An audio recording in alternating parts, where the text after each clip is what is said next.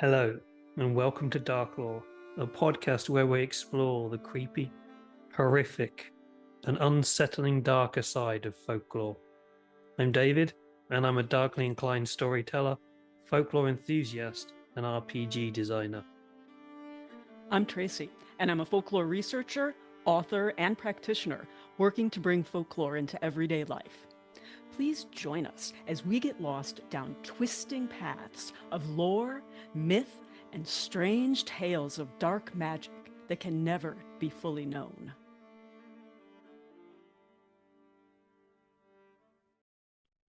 Hello, and welcome to a new year. It is 2026 now. Welcome back. I hope you had a wonderful holiday, wonderful Christmas, wonderful New Year's, and everything. And are back and ready to enjoy some more Darklore. This episode, we've got quite a lot to talk about. And depending on how the recording goes, it might be split into 2 episodes. I don't know. And the stuff that we're going to talk about is probably still only touching the surface of this topic. It's a very, very, very, very large topic and something we've enjoyed looking at and researching for today. And that is the folklore of Corvids. Corvids being the wonderful birds. Now, most people seem to think that Corvids only relates to ravens and crows, big black birds. This is not true. Corvids is a shortened name of Corvidia, which is I think it's Corvidia, if I remember correctly, which is the biological name or the animal kingdom name for this species of crows, species of birds, not crows. And it includes things like magpies, rooks, jackdaws, and some other ones. But over the world and humanity and cultures and histories, they've carried a uniquely powerful place in our imagination. They are intelligent birds. They are socially complex creatures. They have their own communities. They are very, very adaptable. We've all seen the YouTube videos of crows problem solving and ravens problem solving. There's wonderful videos of the crows at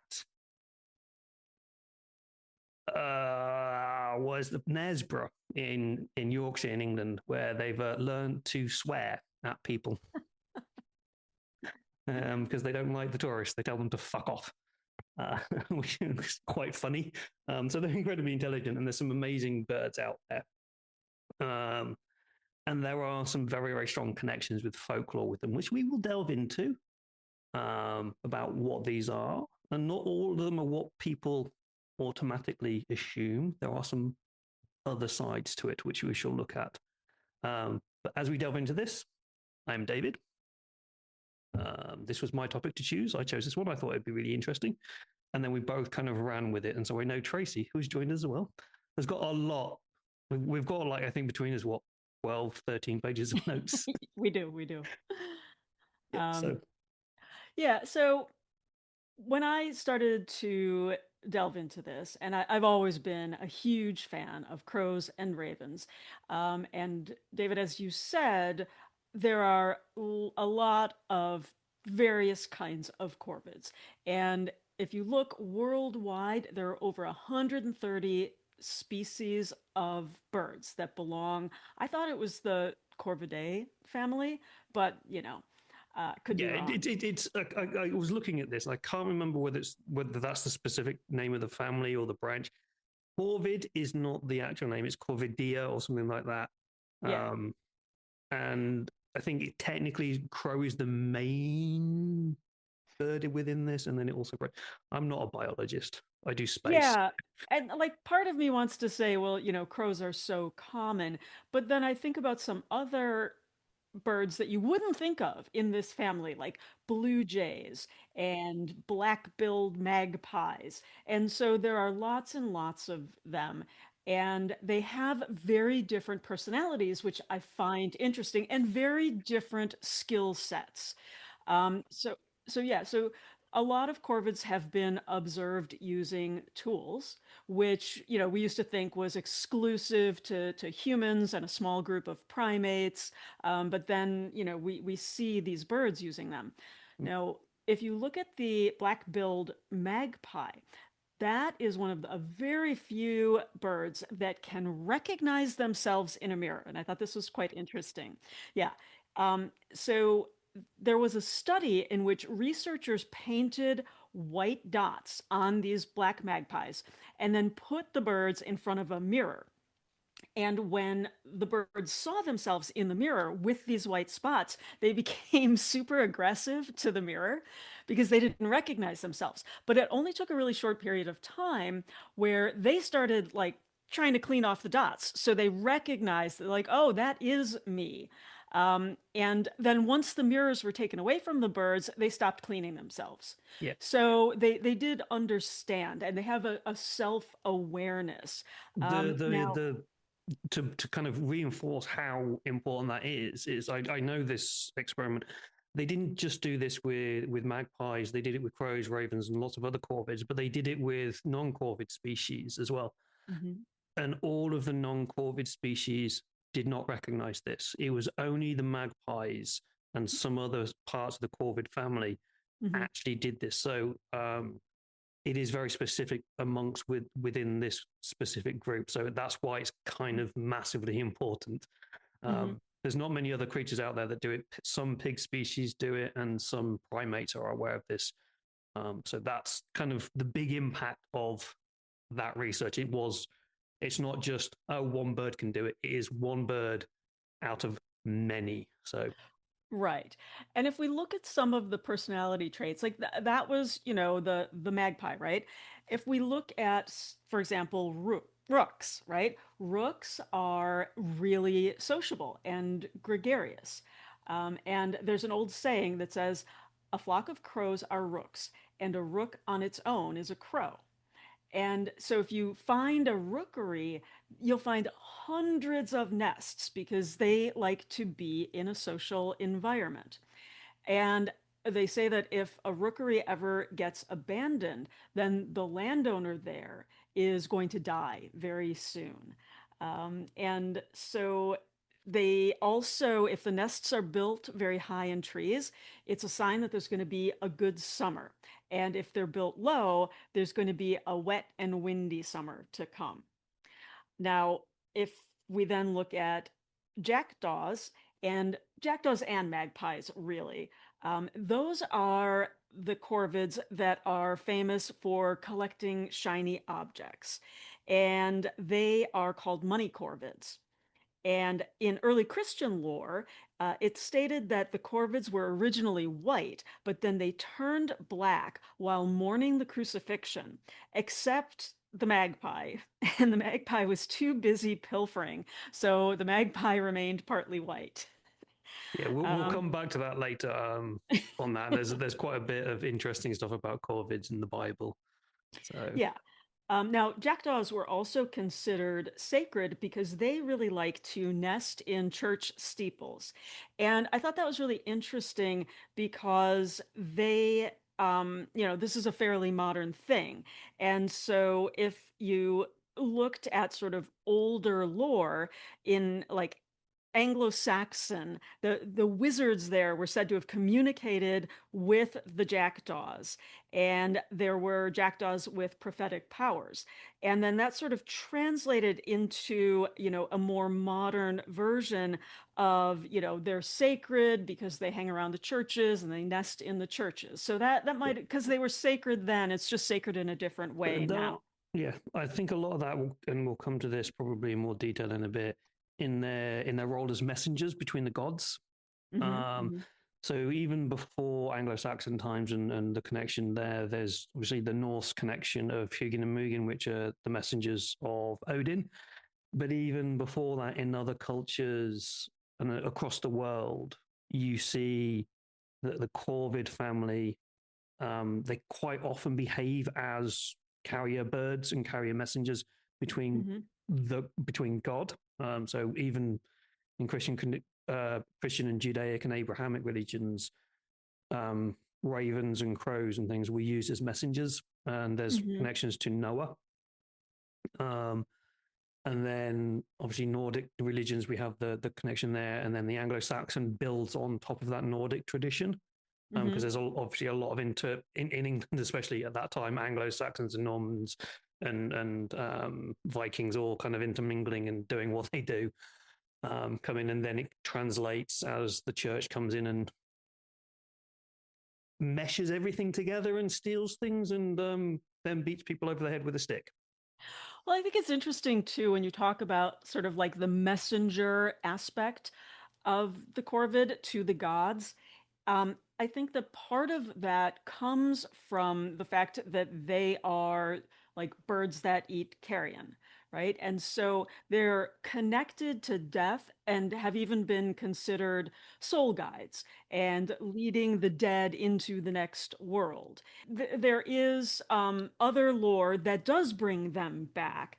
And there is even a tradition that stated that King Arthur would return as a raven, and that, Raven would be able to bring people back. And people were warned up until and into the 20th century not to harm a raven because it might be Arthur. Yeah, there's multiple kind of examples of folklore of don't harm these corvids because it's bad luck. So one thing Right. you'll probably pick up on quite a lot as we go through to this episode is that corvids and especially rooks, crows and ravens are seen as omens, quite Yes. often Yep. death omens, Hmm. and they are harbingers of fate. I'm going to speak that word slowly. And guardians of there's a lot of guardians of knowledge and things in there. And kind of on that line of they are omens, we have in the UK there's quite a few little famous things that happen. We have it's quite well known that if you see a magpie, the first magpie in the morning, you will, if you're wearing a hat, you take it off or you doff your hat and you go, "Good morning, Mr. Magpie."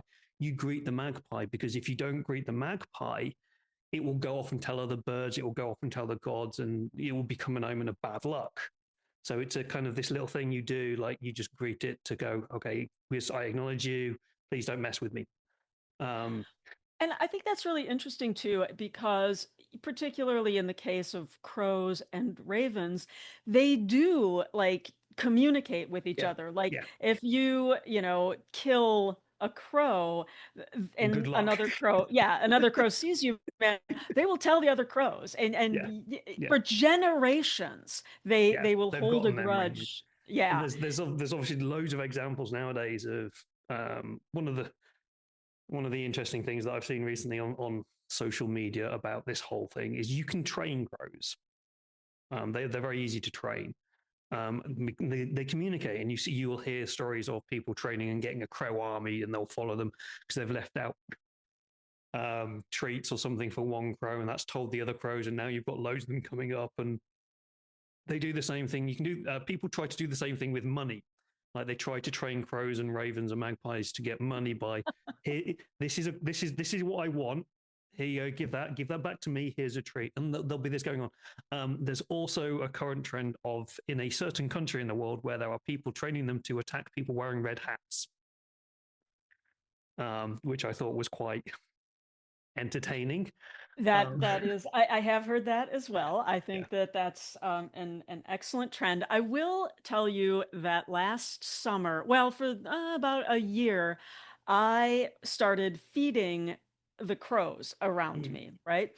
And I would put, peanuts out, and I'd sort of, they'd come around the yard. They lived around here, and if they would start to call out a little bit, I would go out and put out, peanuts.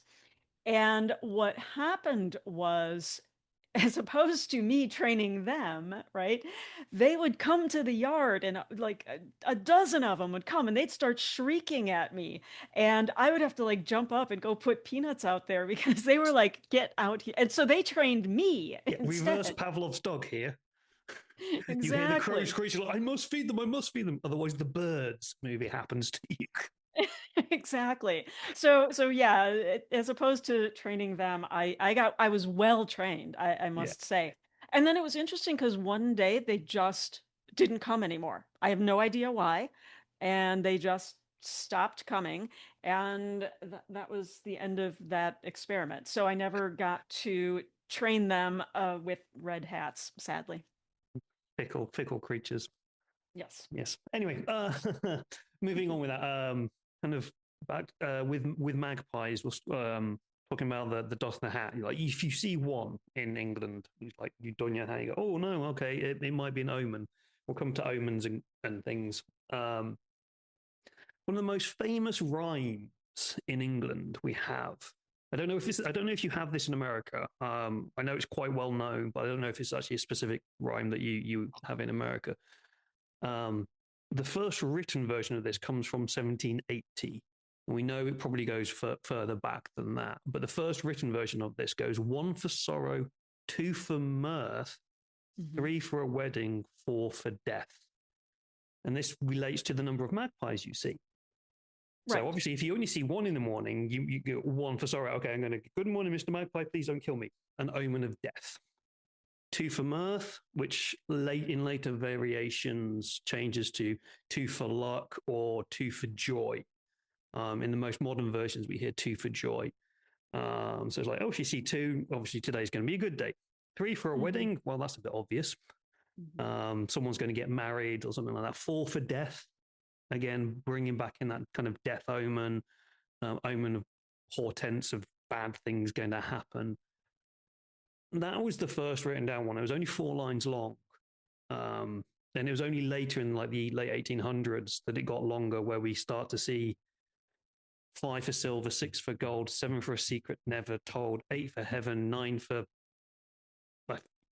In the original version, it's not actually said. It's kind of blanked out. Nine for and 10 for the own self.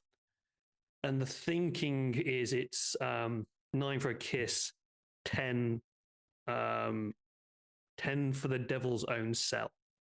So there's loads of different variations of it. Hmm. Something everybody knows, but you can kind of see with that, you can see the connections with the omens and the portents of things.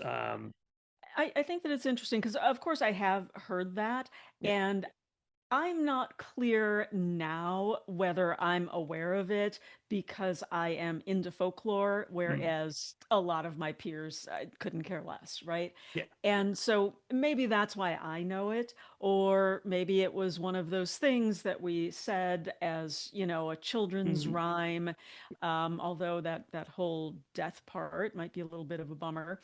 But what was interesting to me about that is yet when you say it, it's like, oh, two for mirth, and then it's like, and four for death. It's like that escalated quickly. Yeah, so But that's the original version of it. The version that most people will know is very slightly different.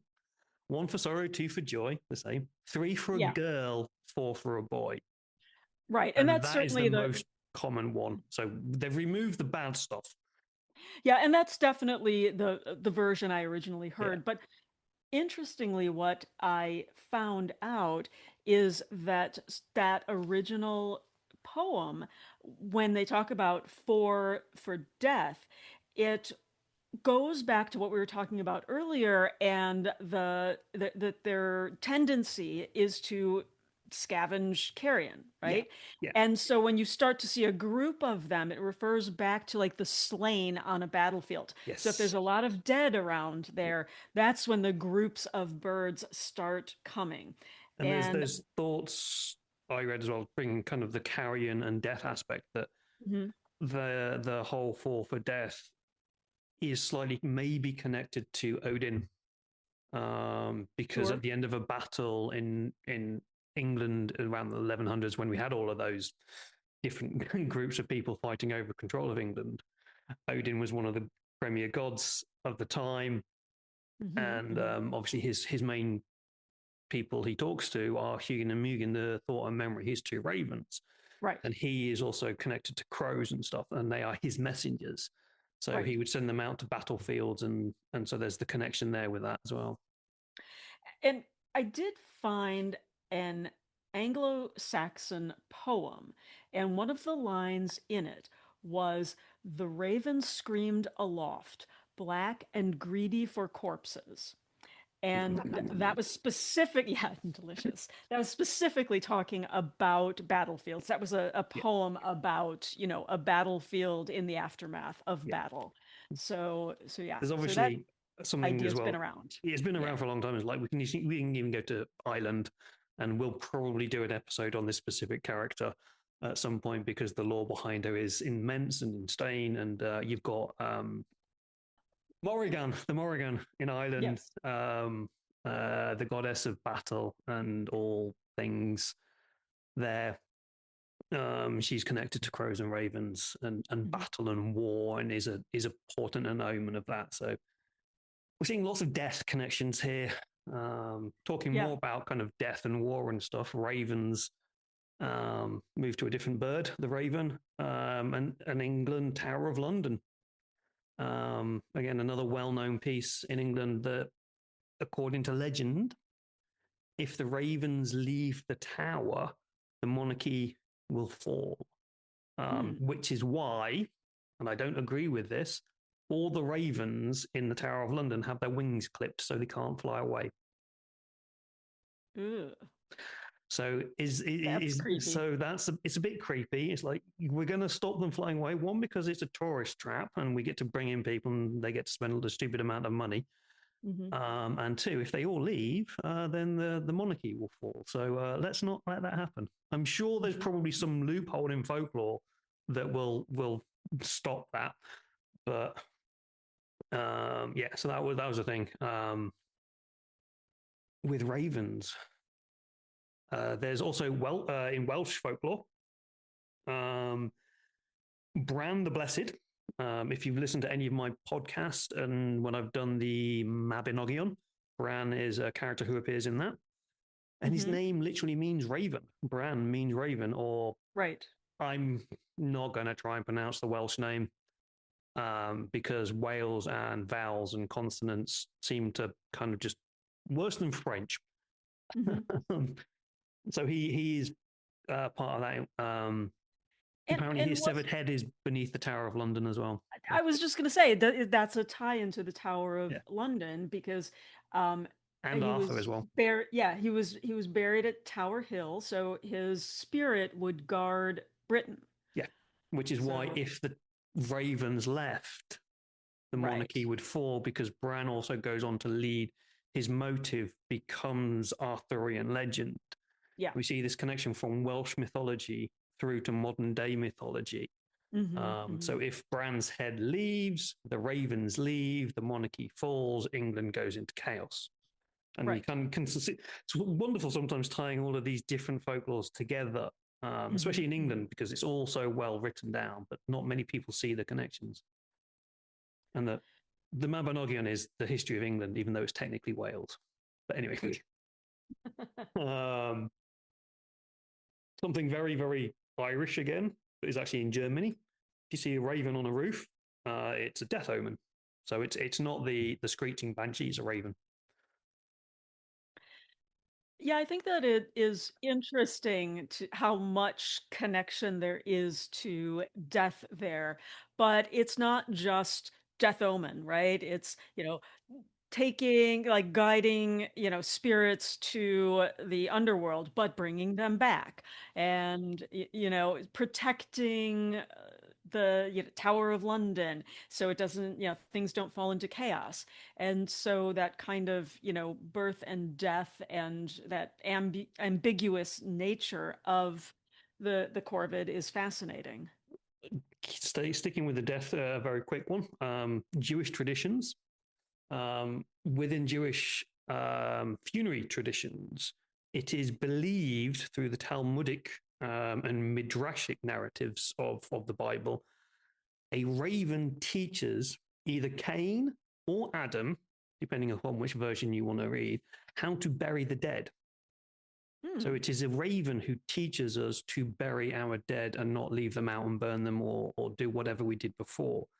Hmm. And it is a raven who does this by digging a grave for another fallen bird. And so either Hmm. Adam or Cain see this and therefore they then bury Abel's body.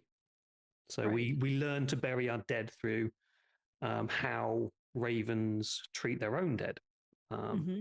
which brings in kind of like that memory and that community and talking to each other again. So we're seeing this kind of social network.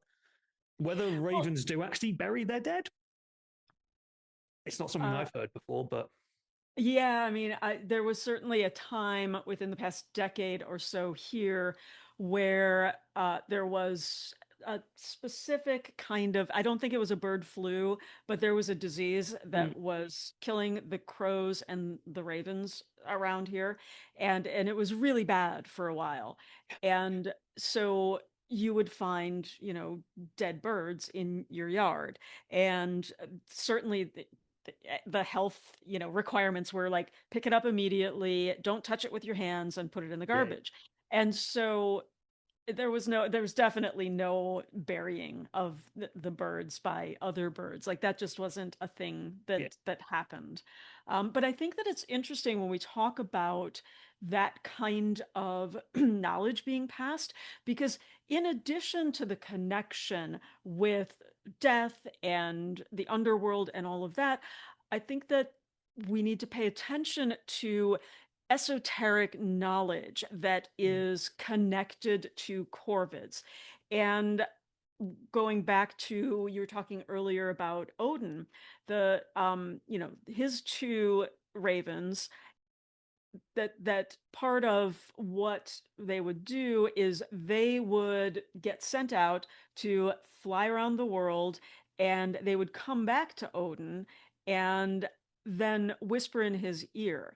And even though, we know about the whole trading his eye for the yeah. knowledge and all of that, but that gets back to his knowledge. And also that he has been referred to, and I'm gonna just completely annihilate this pronunciation, but Welcome to my world. Rafnagud or Raven God.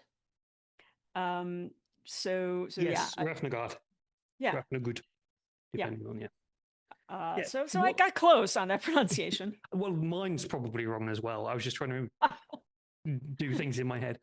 There's an interesting thing there because obviously we talked about ravens being messengers, and thought and memory are the messengers of Odin. They go off, see things, come back and tell him. And there's Right. the whole phrase of um, I would miss them both if they didn't come back, but I would miss memory more. And so there's a Mm, famous connection about obviously getting old and losing your memory and things. Um, but it's interesting to see that because he sends them out and then they come back and they tell him what's happening in the world. We see something kind of similar again in the Hebrew Bible, okay. where ravens appear as liminal scouts of a renewed world. Is kind of the terminology that I've got in my notes here, which I think is quite interesting. So basically, Genesis, and we all know Noah. We all know the story of the flood.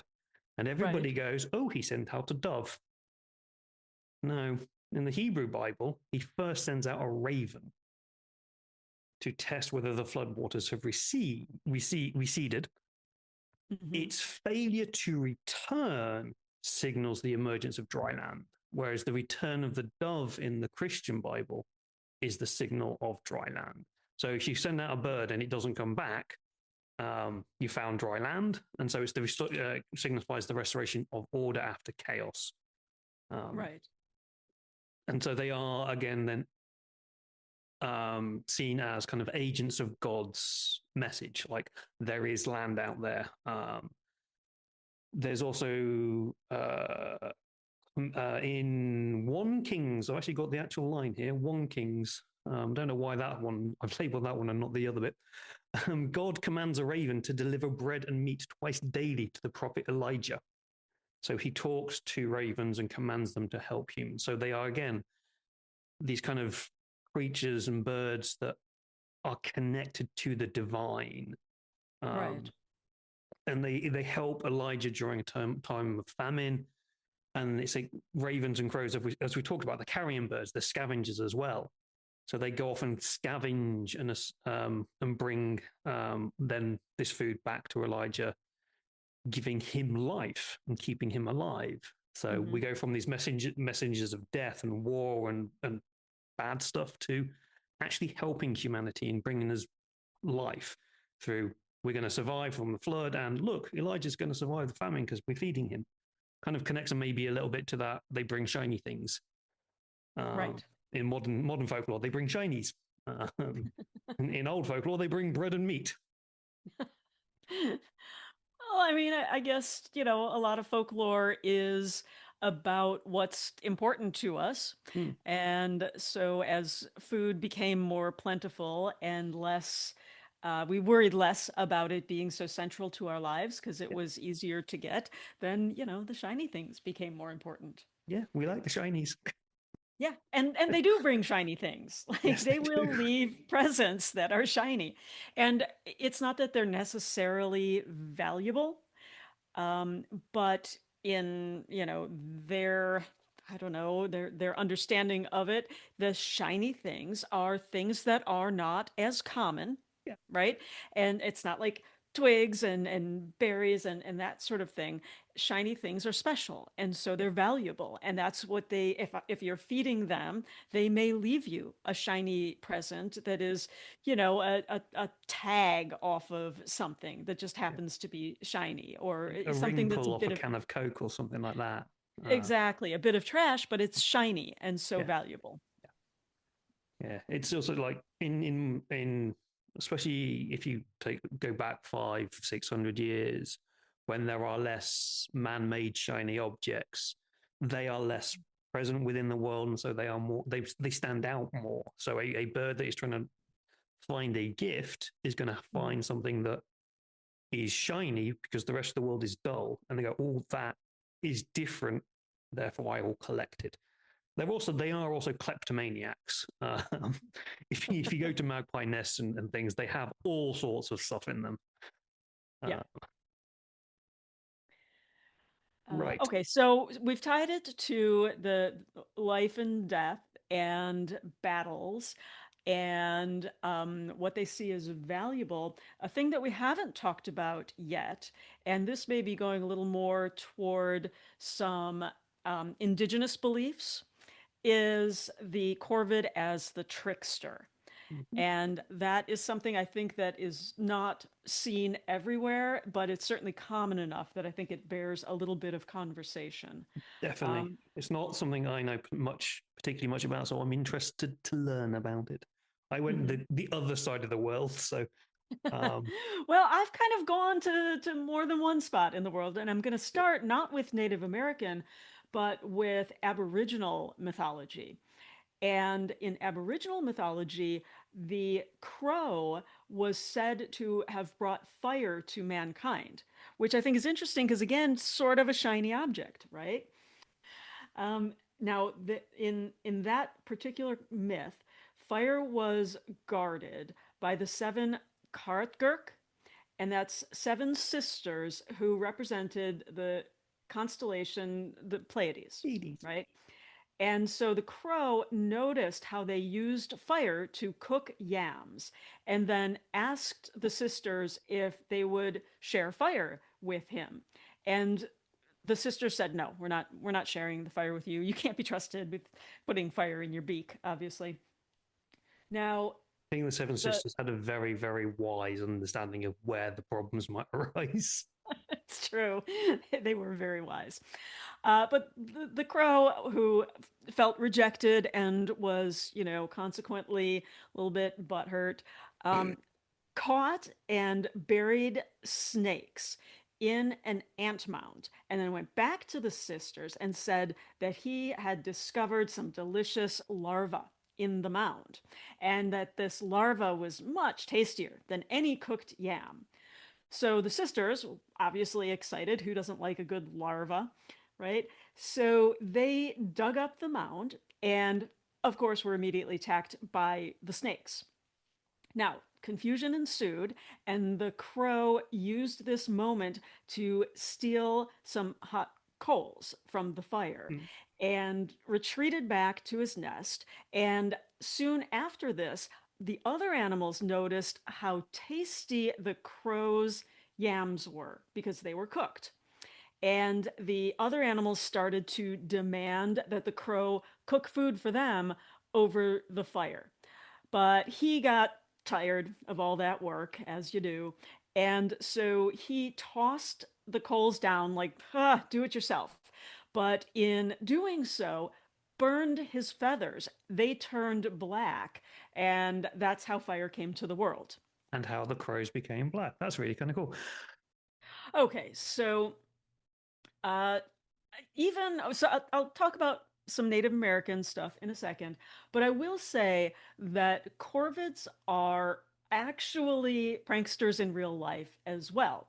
And they will, if you have like a murder of crows, right, they'll annoy other birds just because it's fun. And common pranks would be pulling the tail of a larger bird, and many corvids apparently enjoy this. And they have been okay, and I don't know. This was a hard one to believe, but I'm just going to put it out there. They've been observed using their beaks to have snowball fights. Yes. Um, yeah, okay, Yes, all they have. right. Yeah. Yeah, And they love playing in the snow. There are videos easy to find on YouTube and social medias of crows snowboarding and sledging down things and stuff. So that's they are that's very, brilliant. very easy to entertain and learn how to entertain themselves. But yes, they do also lob snowballs at each other. Yeah, and apparently they have a very specific crow game or raven game, I guess. They drop a stick while they're flying mid-air, and then several crows race to try and catch the stick first before it hits the ground. Which, if I could fly, I would want to play that game. Yeah, that I can see why that was video game, but I can also see why, as a creature who is also a hunter, would use Hmm. that as a game to enjoy, but to learn how to do things like Yeah, focus in on yeah, something that's small true. and far away, streamline for the attack, and all sorts of things. So I could see how that would evolve naturally, but also, yeah, if I could fly, I'd definitely join in like that. It's like a crow's version of that Harry Potter game, um, whatever it's called. Quidditch, Quidditch. Quidditch. There we go. The Golden Yeah, Ball. yeah, That's an yeah. The entirely different game. Yeah, yeah, that's a completely different game. Okay, so Native Americans, and I'm not going to get too deep in this because, first of all, there are so many different Native American tribes, and they all have different specific beliefs, even though some of them bleed over, Mm, depending on proximity and all of that. But those stories are specific, and so I don't want to get into, what a specific tribe or, peoples believed yeah, and apply that to all of them because it wasn't the same everywhere. yeah, But they definitely saw the raven as a trickster, much like the coyote, right? And so there's a lot of different tales about how mischievous ravens are. And they're also, in some of these tales, they're seen as symbols of transformation. And in various tribes, the raven can be associated with everything from the creation of the world to the gift of sunlight. And some tribes even thought that the raven was a stealer of souls, which again gets back to that death piece of mhm, it. So I always find it interesting when lore is mirrored in different parts yeah, of the world. Like the trickster, that to me is like, well, that's kind of how the birds act. So if you observe them, okay. And maybe that's the same with being connected with death because they are carrion birds and, they would be seen and the aftermath of battle and that sort of thing. But yeah, I thought that was really interesting. Um, and so there are certainly tribes that have what are known as crow clans, and those include Chippewa, Hopi, Pueblo tribes. And so those are tribes that are, much more focused on connection with the crow. But yet lots of stories there if you Yeah. want to go sort of dig those out. I just didn't want to attribute any of those to sort of overall Native Americans because there is no such thing as overall Native Americans. Yeah, I think that's something that gets confused a lot Yeah. in modern societies. Like Native Americans all believe one thing. It's like, nah. It's because America's so big, it'll be east and west, north and south. They are different tribes, different cultures, different peoples. Well, and yes, America is massive, but you also have to consider, there are people who live in mountains and Mm, people who live in the desert, mhm. and there are people who live in areas that are, incredibly hot in the summer and incredibly cold in the Um, winter. Thank you, I Chicago. was going to say exactly where you are. It's like Um, you can even, from my own personal experience, been in Mexico. You can look at the Mexica, what we know as the Aztecs, compare those to the Mayans or the Olmecs, right. who were all different tribes. And I've forgotten the people who come from Puebla. I'm very tired at the moment, but there's like lots of different, and the Putupecha from where I was, they're all different groups, different tribes who had their own different beliefs. And Right. whenever we talk about old Mexican beliefs, we tend to Mhm. only focus on Aztec beliefs or the Mexica or the Mayans, who have very distinct things. They are very separate. The Mayan calendar was nothing to do with the Aztecs. Um, and Yeah, so, and if you again, we tell stories about what's important to us. yeah, And so people who are living in the Southwest, they're going to have, a much closer proximity to the southwest of the United States, yeah. right? No, I always get east and west the wrong way around for some reason in my Oh. head. I have to do never eat shredded wheat, which is an English thing, and work out where it is. Oh, okay. Well, there's a little bit of lore I've never heard. Um, Or just me but being an idiot. Um, but yeah, like those people who lived in the Southwest, like a lot of them, they're carving out homes, like Mm. shelter from the side of, Yeah. sandstone cliffs. And that is very different than the kinds of, you know, shelter and the kind of lifestyle that you're getting up by the Canadian border, right? Or if you just go And to the other side, you've got the swamps of Florida and stuff. It's going to be very, very different. that's still very, very different. Yeah. I think Florida will always be very, very different. No comment. But yeah, Yes. you are part of, the land. You Yeah. connect to the land in a particular way. So those stories are gonna be different. It's gonna be more important to have stories about creatures that are good in a harsh, dry, hot environment, if that's the environment you live in. Yeah.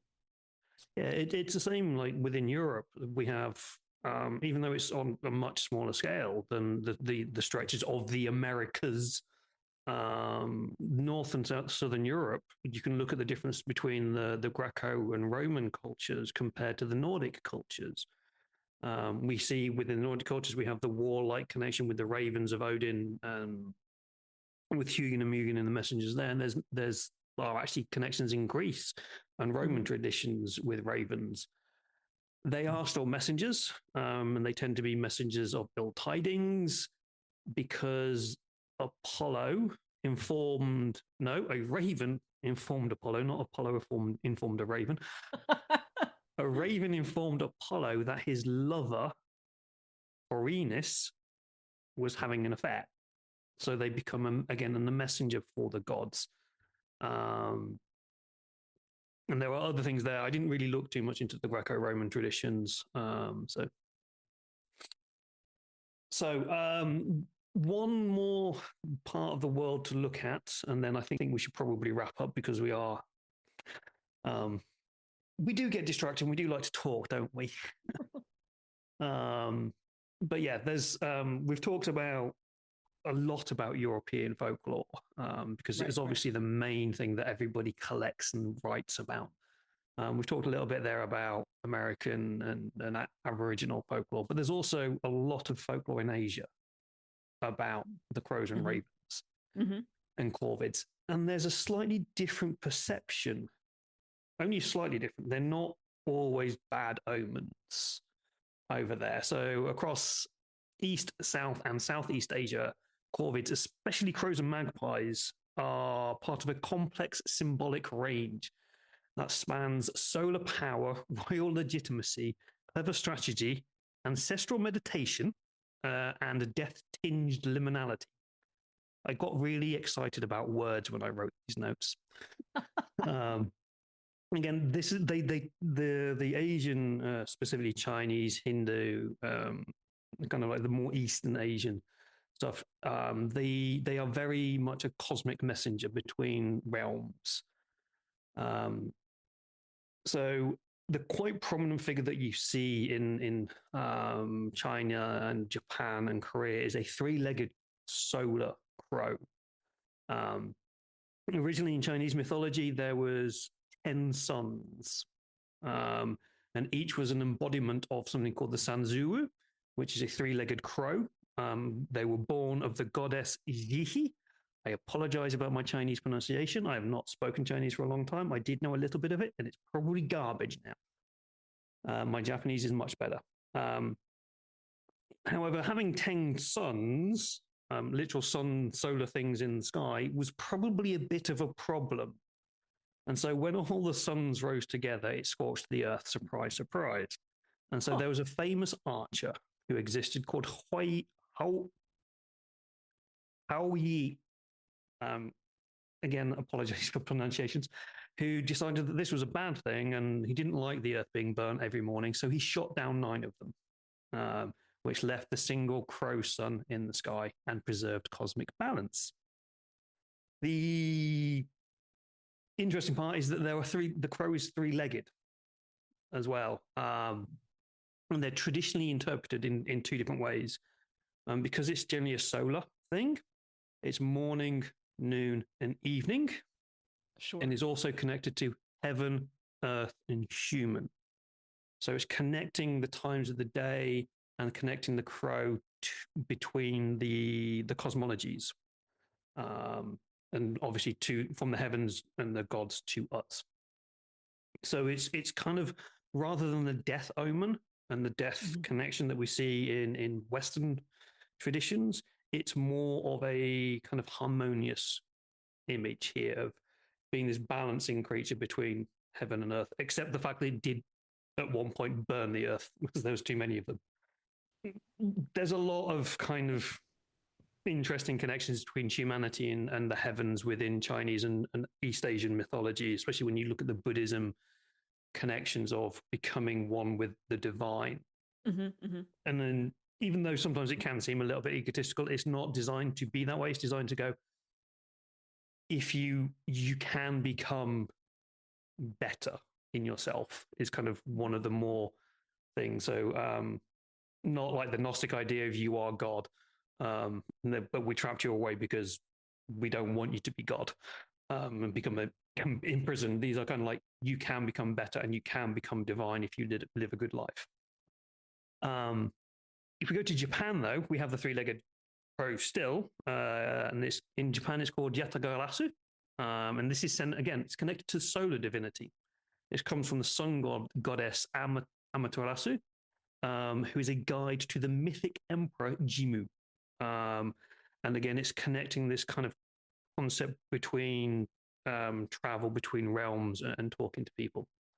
But again, it's also kind of like showing that crows are not all, and corvids are not always death omens.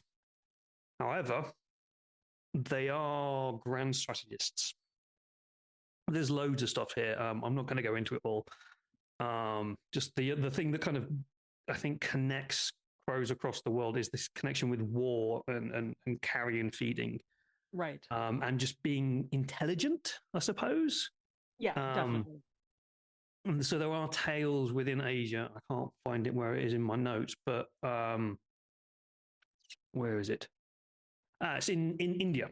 The goddess Dhumavati, who is linked to loss, poverty, widowhood, and the void. Just because you got to say it in that kind of voice, rides a crow and is often accompanied by them in iconography. Here, the bird's scavenging nature and presence in cremation grounds and battlefields shows its comfort at the kind of that threshold between life and death. So again, that's where we're starting to see this connection. So being the void, the goddess of the void. So yeah, with Dimavati being part of connected to the void, therefore the crow becomes this carrier between the two realms. There's also Southern Asian belief systems where crows are often seen or thought to be announced death in that kind of German way where they screech and are deaths. There is also something, and I can't find it in my notes for some reason, that they are grand strategists and they do plan battles for people. And they are actually kind of use their intelligence to plan war. Right. But I can't seem to see where it is in my notes. So come back at another date when I've looked at that. Up. I think that, I just want to sort of wrap up with a few superstitions. The first of which I think ties into a lot of what we've been talking about, that crows have been used in divination since like the times of ancient Rome. And a lot of that is predicting death and is it different appearances, good luck or bad luck? One is sorrow, two is mirth. So there's a lot of divination, a lot of superstition around what crows mean. But a couple of other specific ones. Now, in Europe, when crows were quiet during their midsummer molt, some people believed it's because they were preparing to go to the devil to pay tribute with the black feathers that they were molting. So I thought that was kind of interesting. Now, if you happen to be in Somerset and you want a little bit of protection against the crows, you might choose to carry an onion with you, because apparently that gives you protection against magpies and crows. I think depending on the strength of the smell of the onion, it might protect you from many things. It's true. It's true. Depending on how much you like to people, that might be a good strategy all around. Now, they're also the French had a saying that evil priests become crows and bad nuns become magpies. So yeah, I thought that was interesting. In at least where you're going if you should choose to go against your vows. Couple of sayings that sort of tied in for me. Maybe it won't for you, but the expression "I have a bone to pick with you" was originally "I have a crow to pick with you," and the I know I guess that's sort of if you're picking clean a crow. It's sort of possibly like they're picking clean the bones, picking all the little bits off. I'm sure I've heard a different explanation of where that comes from. I'm not going to debate it because I can't remember, but it's probably one of those things that has many different roots. But I've never heard of a crow to pick with you. That's kind of cool because crows do like to pick as well, and like that's if true. you give them your hand, they will peck your hand. Yeah. Now, the Romans had an expression "to pierce a crow's eye," which referred to something that was near to impossible to do. So, like, and that sort of reminds me of like the threading of the needle, eye of the needle. And yeah. Final one, the Greeks, because of course I'm going to end with the Greeks. Instead of saying "go to hell" or something similar, they would say "go to the crows." So if you want to use that in your day-to-day life and get under the radar with your boss, I think that, that would be a good saying to substitute. If you tell me to go to the crows, the problem is I'm probably likely to do that. Oh, I'd be excited. I'd be like, sit out in a field with a load of crows than a load of people. Yeah. I'd be like, bye-bye. Like, yeah, cool. Okay, see you. Go to hell. I can't really do that. But I'll go to the crows. Yeah, sure. Yeah. So, yeah, as always, we've gone on for quite some time because that's what we like to do. But as you've heard there, that crows tend to occupy this kind of weird, kind of paradoxical part of our belief systems throughout history and across the world. We have feared them. We've revered them. They're ominous, they're protective, they're destructive, creative creatures. Right. And they represent so much different aspects of humanity. And it kind of, as we've seen, it doesn't matter where you really are in the world, there are similarities in how the folklore around them has grown up. Right. So there's a lot to do with death and transitions, a lot to do with trickster stuff and sovereignty and things. So they're really, really interesting. And there is so much folklore out there. There's hundreds of books written about them, and they are fascinating creatures. Absolutely. Yeah. If you all want to hear more about this, there is just a wealth of information, and we could easily do a second episode on it without a Third, problem. fourth, fifth. Yeah, it's true. If you did like that and you do want to know more, do let us know. Find us on our social medias, wherever they are. Email us at Tracy's email address. And mine will be around somewhere as well. Yeah, you can email folkloringpod@gmail.com. Or the drunken storyteller UK@gmail.com. Yes. Yeah. If you want to talk smack about me, definitely email David. Do you want to talk about smack about me? Email me. Well, you should, because I do it all the time. Oh, good, yeah. I'm used to it. Okay, well, I'm an academic. I'm used to people telling me I'm an idiot. Yeah. So, well, thank you all for taking the time to be with us here today. We enjoyed it very much, and we look forward to hearing any thoughts that you have on this episode. Yes, please let us know. We will come back to you again in a month's time with a new topic. I think we have an idea of what it's going to be. At least I remember us talking about something. Nice to see you all. Goodbye.